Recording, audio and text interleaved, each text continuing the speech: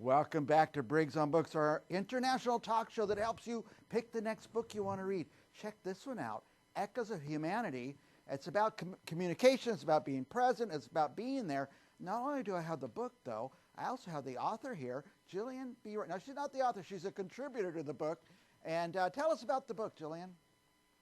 Michael, when this book came out, I'm so excited because I knew you were the person I wanted to speak to. Because and every time we've met on your show, we talk about the important about being curious, about building connection, about having meaningful conversations and building community.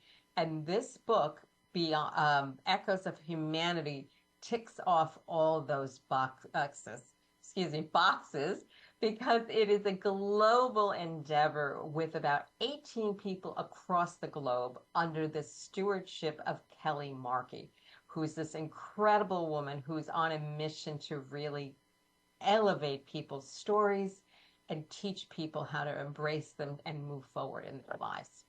Tell me how you met her and why she felt it was important that you be involved in the book. It's amazing. It's just, I met her when I was part of a writing group, and I thought this woman had incredible energy because she was already a multi-book selling author, award-winning leader in her own right, big technology career and entrepreneur. And I was like, well, she's so interesting. I'm going to reach out and talk to her. And then when she launched a prior book in New York, I showed up. Rule number one, show up and really spend time with that person to celebrate them. And then moving forward, as you know, I co-host a podcast called Leadership Story Talks by Narrative with a colleague, the CEO of Narrative, Jerome DeRoy. And she participated in a workshop. And we got to know her personal story and some of the challenges she encountered. At a time where she was getting awards and accolades, her brother committed suicide, and she had to deal with the multi levels of that loss and emotion. And she did something important. She got inspired by what the workshop encountered, and she used it to create reach out to other people that she knew that had been challenged and create this book of stories. Now, Jerome and I talk a little bit about our backstories, but we also do some teaching about storytelling in it. So the readers are going to benefit from what they learned, but also what they can apply to raise their voices and share things that have impacted their life. So I'm very proud to celebrate and be part of this. This was quite an incredible journey that happened quickly, and you never know what's going to happen through the strength of one conversation. Yeah, you mentioned backstories, and I noticed that I'm trying to pick a book to read, and sometimes if you know a little bit of the backstory of the authors, you're more interested in reading the book, and that's one of the main things we do on the show is try to get the backstories of the authors.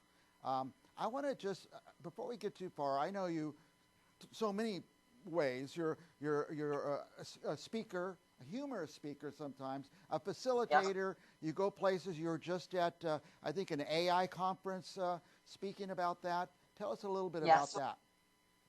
Well, I was invited by a friend of mine who's an expert in AI and artificial intelligence and technology consulting, and I was invited to a conference in Boston about a month ago or so, where I was the lead person to get people to look up and listen and laugh and get their listening ready to all the ins and outs of AI technology. That now we're talking to strangers, little bots are in our computers telling us what to write, little bots are giving us opinions, but it wasn't just humor that I wanted to put across. I wanted to also open the door about AI is also helping us listen and learn to each other and gather information. So with all the challenges, all the possibilities. So it was a fun event and awesome speakers. Not every day do I get to meet an ethicist who's funny and training. So it was one of those moments I didn't know what to expect, and I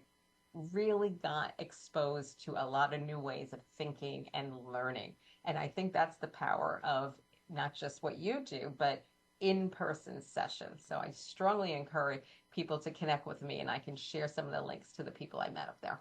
I want to kind of segue back to your Yes. original book that I know you from, the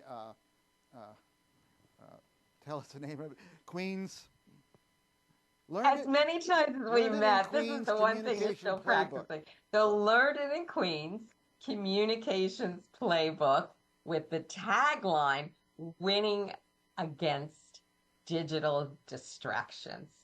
And it's all about looking up and paying attention and getting our own way out of our own way when we're having communications with people, whether it's digital or in person. Yeah. We all write our own scripts and make our own assumptions, and not always the right assumptions. My inability to get the title of the book right ever is more to do with a vision issue than I'm very impressed by the book. I thought of a story. I was rewatching our last interview just to get my talking points sharp, and it dawned on me that I used to do things through the lens of a video camera. When my kids were growing up, I had to film every minute, and I actually filmed an entire parade on this video camera, which we've never ever watched again. And I see people now at weddings and concerts, and they're watching the wedding or the concert through the camera. Talk to us about that, about being there, being more in person. And you hit onto such an important point.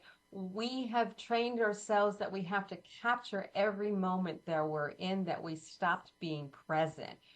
And the same thing happens in our conversations. We're so busy thinking about what's my witty answer going to be, or what am I going to answer there, or what do I think they're really saying, that we stop listening instead of taking a pause and just letting that conversation happen, and saying more so we can hear, saying less so we can hear more. I know I'm contradicting myself in that, Yeah. but it is about not having to capture everything. You have the memories you need. You have the pictures.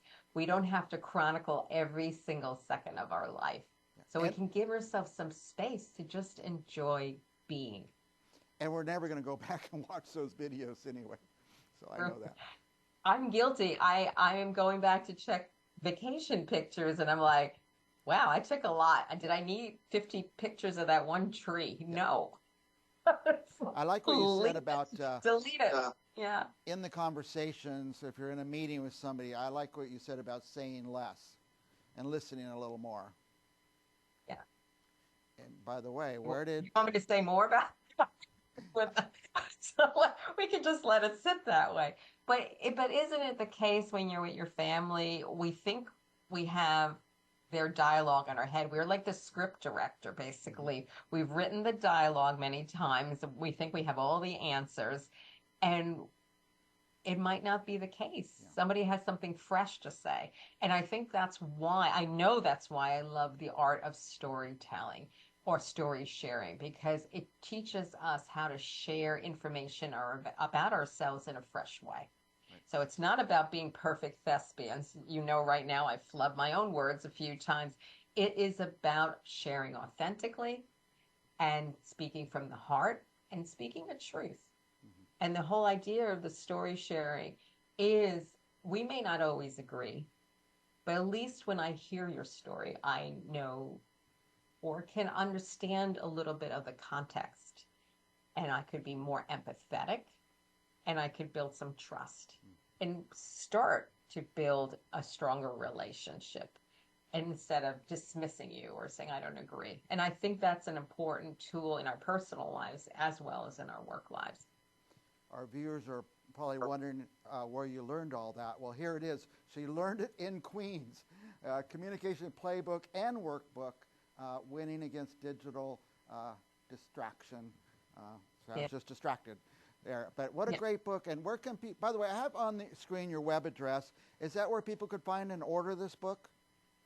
Yes. And you can go to Google Books, which is a great way of searching, because I have this book is internationally sold in all the English speaking platforms. If you go to Google and Google Books, it'll drop down a menu of where you can purchase. Oh, that's nice. And different booksellers all over the world.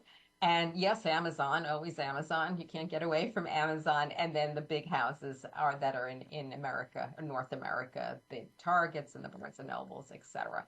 But it's a global experience that I'm very excited to be part of, and very proud to say I can connect with these fantastic people as well as you. You're doing a Thank you. great thing, getting the words out about books that need to be read and discussed.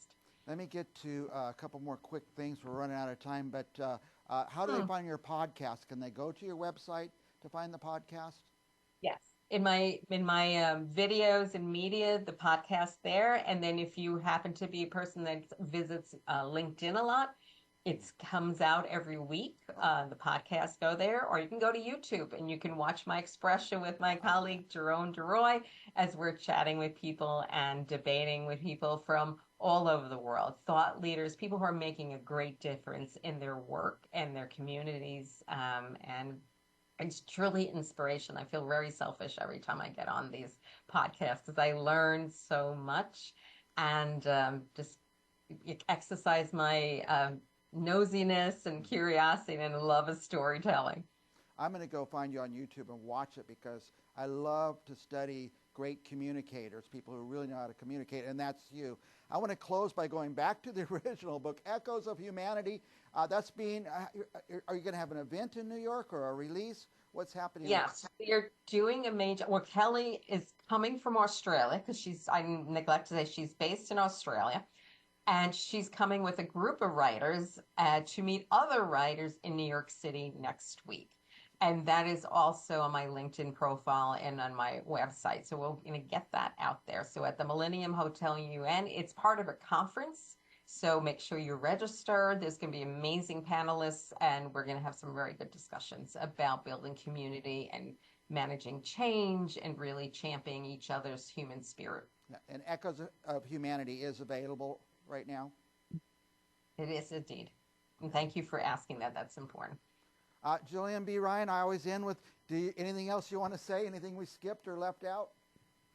I can't wait to come back and tell you something new, and hopefully have the next book ready when the next time I show up. So take care and good luck. And it's been a joy always to know you. So thanks very much. All right, we'll be back with another author right after this.